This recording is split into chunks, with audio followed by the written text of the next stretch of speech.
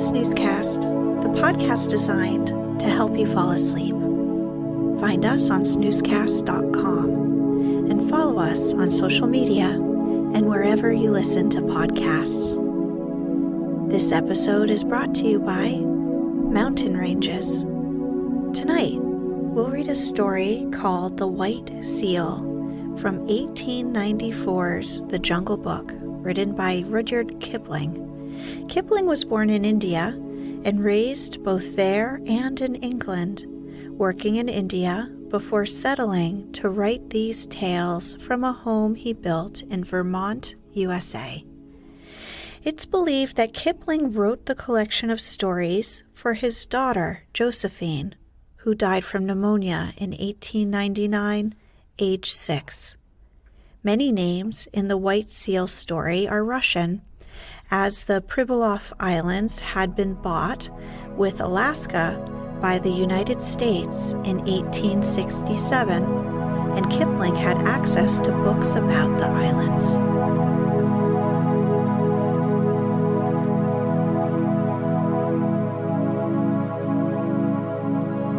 Let's get cozy. Close your eyes. Relax your body into the softness of your bed. Now, take a few deep breaths.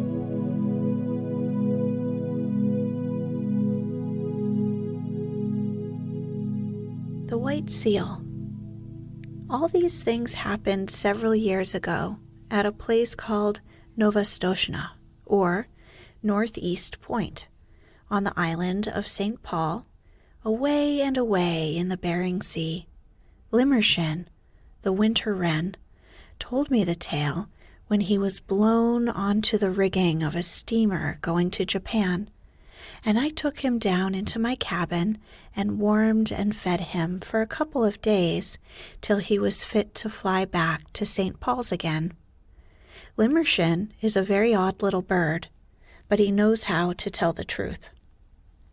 Nobody comes to Novastoshnah except on business, and the only people who have regular business there are the seals. They come in the summer months by hundreds and hundreds of thousands out of the cold gray sea. For Novastoshnah Beach has the finest accommodation for seals of any place in all the world.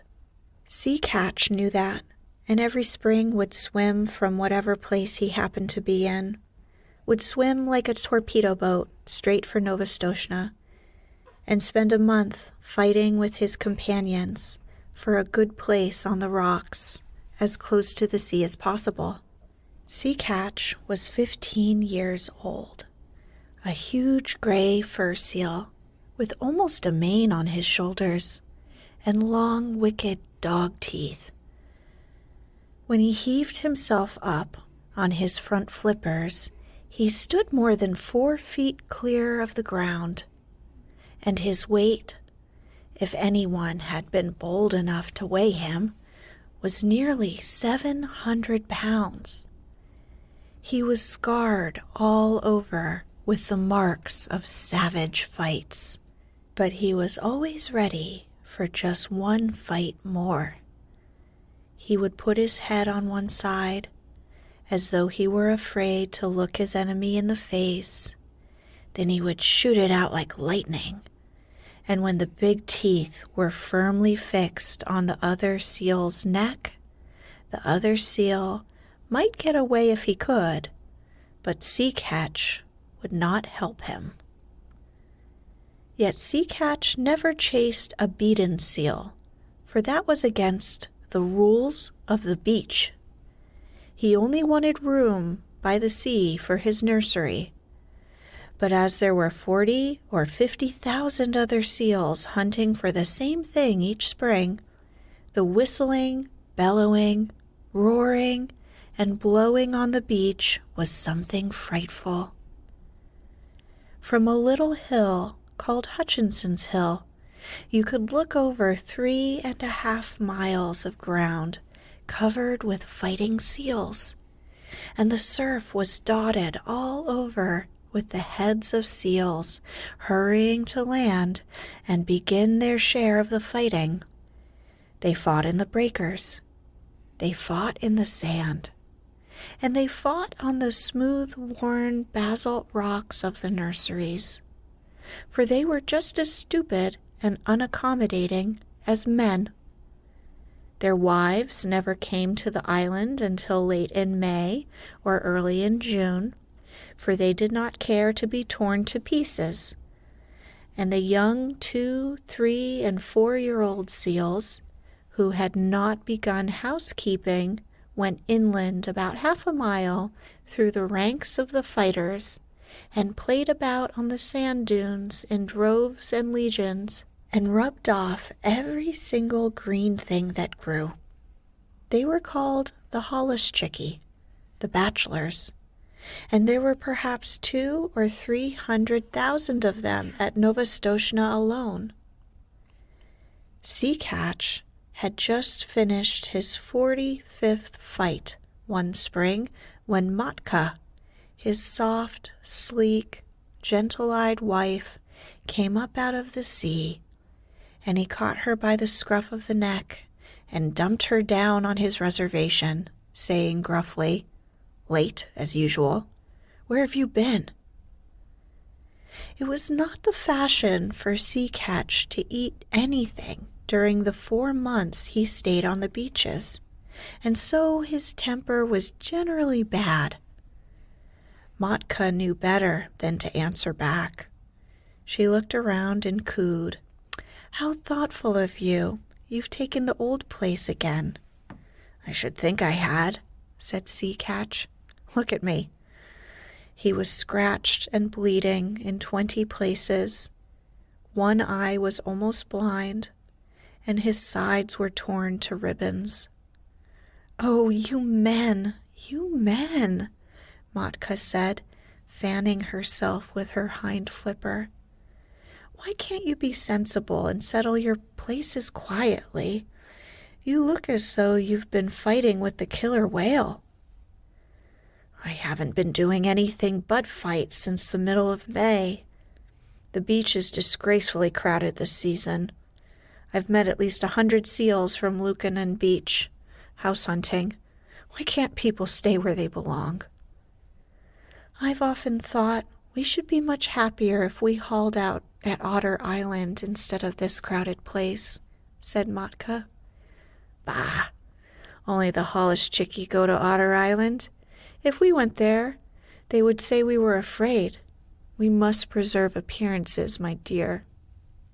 Sea Catch sunk his head proudly between his fat shoulders and pretended to go to sleep for a few minutes, but all the time he was keeping a sharp lookout for a fight. Now that all the seals and their wives were on the land, you could hear their clamor miles out to sea above the loudest gales. At the lowest counting, there were over 1 million seals on the beach.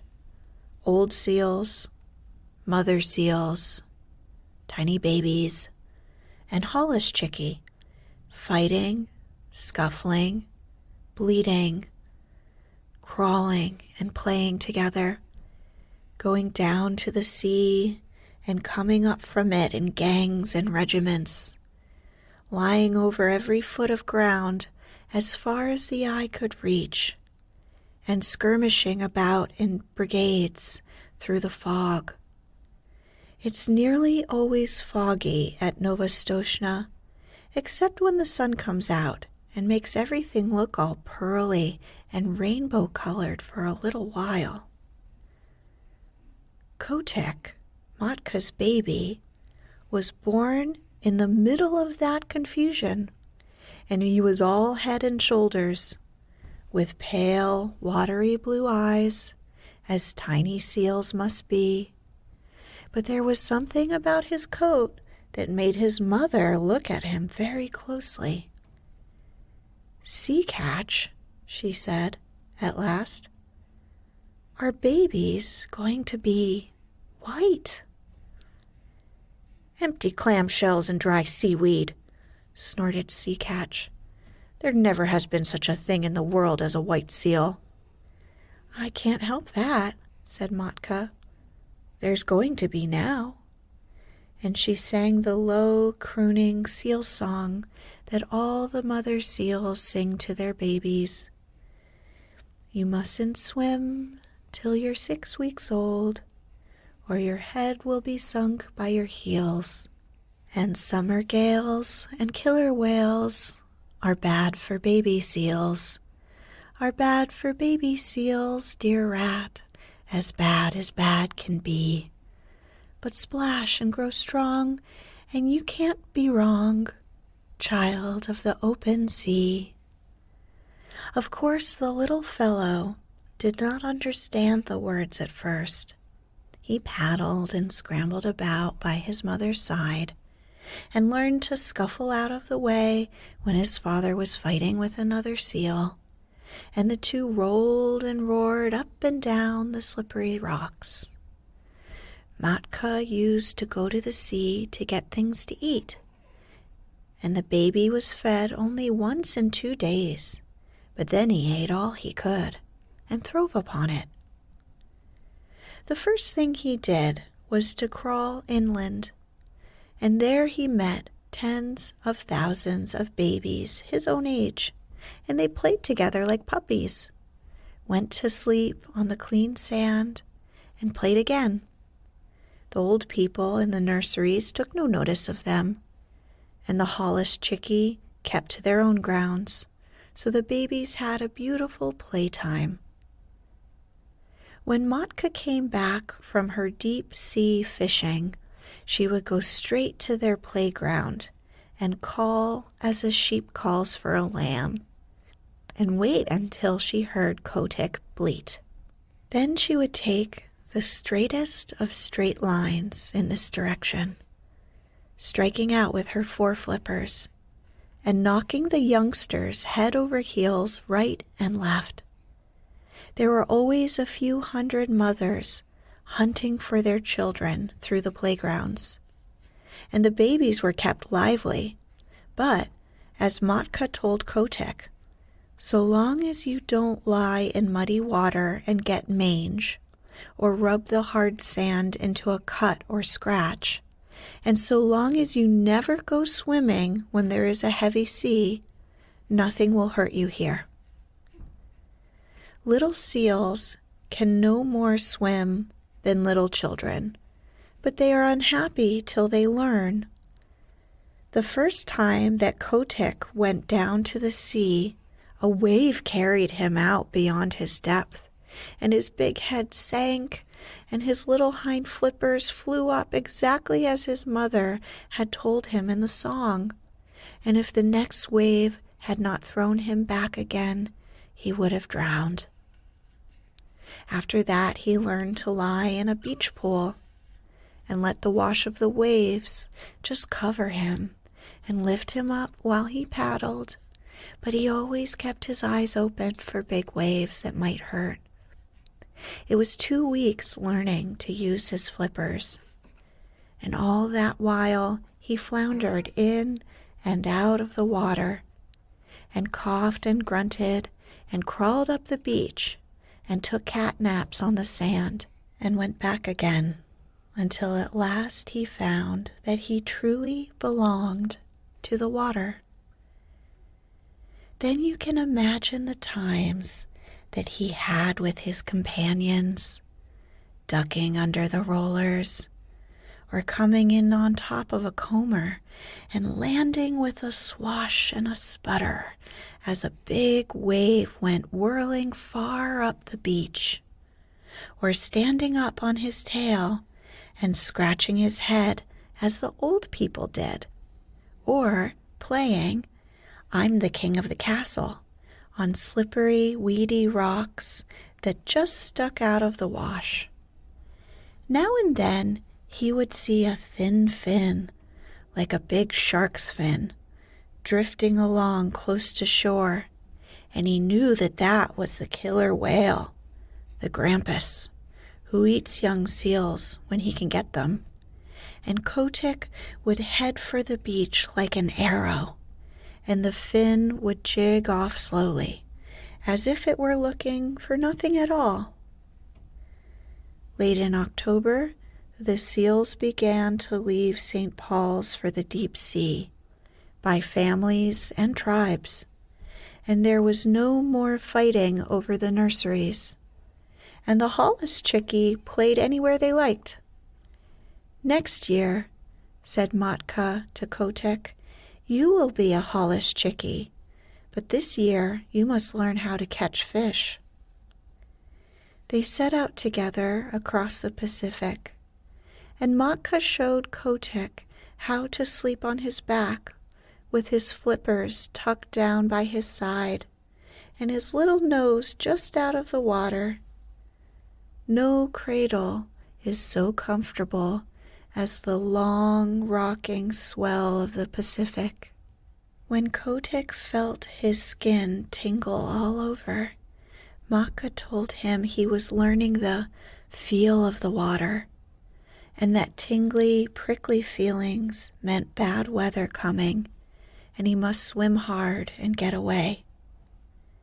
"In a little time," she said, "you'll know where to swim, but just now we'll follow Sea Pig, the porpoise, for he is very wise." A school of porpoises were ducking and tearing through the water, and little Kotick followed them as fast as he could. "How do you know where to go?" he panted. The leader of the school rolled his white eyes and ducked under. "My tail tingles, youngster," he said. "That means there's a gale behind me. Come along. When you're south of the sticky water," he meant the equator, "and your tail tingles, that means there's a gale in front of you and you must head north. Come along. The water feels bad here." This was one of very many things that Kotick learned, and he was always learning. Matka taught him how to follow the cod and the halibut along the undersea banks, and wrench the rockling out of his hole among the weeds, how to skirt the wrecks lying 100 fathoms below water, and dart like a rifle bullet in at one porthole and out at another as the fishes ran, how to dance on the top of the waves when the lightning was racing all over the sky, and wave his flipper politely to the stumpy-tailed albatross and the man-of-war hawk as they went down the wind, how to jump 3 or 4 feet clear of the water like a dolphin, flippers close to the side and tail curved, to leave the flying fish alone because they are all bony, to take the shoulder piece out of a cod at full speed 10 fathoms deep, and never to stop and look at a boat or ship, but particularly a rowboat. At the end of 6 months, what Kotick did not know about deep-sea fishing was not worth the knowing, and all that time he never set flipper on dry ground. One day, however, as he was lying half asleep in the warm water somewhere off the island of Juan Fernandez, he felt faint and lazy all over, just as human people do when the spring is in their legs, and he remembered the good firm beaches of Nova Scotia, 7,000 miles away, the games his companions played, the smell of the seaweed, the seal roar, and the fighting. That very minute he turned north, swimming steadily, and as he went, he met scores of his mates, all bound for the same place and they said, "Greetings, Kotick. This year we are all Hollischickie, and we can dance the fire dance in the breakers off Lukanen and play on the new grass. But where did you get that coat?" Kotick's fur was almost pure white now, and though he felt very proud of it, he only said, "Swim quickly, my bones are aching for the land." And so they all came to the beaches where they had been born and heard the old seals, their fathers, fighting in the rolling mist. That night, Kotick danced the fire dance with the yearling seals. The sea is full of fire on summer nights all the way down from Novostoshna to Lukanen, and each seal leaves a wake like burning oil behind him, and a flaming flash when he jumps, and the waves break in great phosphorescent streaks and swirls. Then they went inland to the Hollischickie grounds, and rolled up and down in the new wild wheat, and told stories of what they had done while they had been at sea. They talked about the Pacific as boys would talk about a wood that they had been nutting in, and if anyone had understood them, he could have gone away and made such a chart of that ocean as never was. The 3- and 4-year-old Hollischickie romped down from Hutchinson's Hill, crying, "Out of the way, youngsters! The sea is deep, and you don't know all that's in it yet. Wait till you've rounded the Horn. Hey, you, yearling, where did you get that white coat?" "I didn't get it," said Kotick. "It grew." And just as he was going